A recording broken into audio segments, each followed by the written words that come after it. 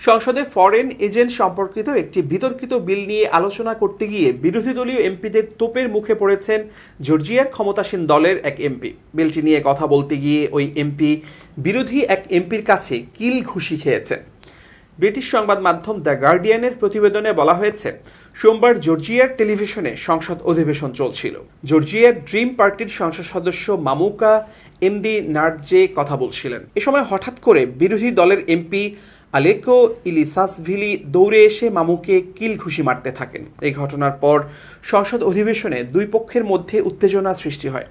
এদিকে বিরোধী দলীয় ওই এমপির এমন কর্মকাণ্ডকে স্বাগত জানিয়ে সংসদের বাইরে উল্লাস প্রকাশ করা হয়। যদিও জর্জিয়ায় সংসদ অধিবেশনে এমন ঘটনা প্রায়ই ঘটে থাকে। বিরোধী দলীয় এমপিদের দাবি, ফরেন এজেন্ট বিলটি ইউরোপীয় ইউনিয়ন এবং যুক্তরাষ্ট্রের স্বার্থ রক্ষা করবে। অন্যদিকে ক্ষমতাসীন দলের দাবি, বিলটি পাশ হলে বিরোধীদের সঙ্গে সুসম্পর্ক গড়ে তোলার পথ সহজ হবে।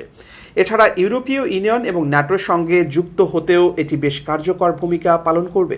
জর্জিয়ার প্রধানমন্ত্রী ইরাকৌলি কোবাখিদজে বলেন, বিলের বিষয়ে ইউরোপীয় ইউনিয়ন, যুক্তরাজ্য এবং যুক্তরাষ্ট্রের রাষ্ট্রদূতদের সঙ্গে বৈঠক হয়েছে, কিন্তু পশ্চিমারা এ আইনের বিরোধিতা করছে।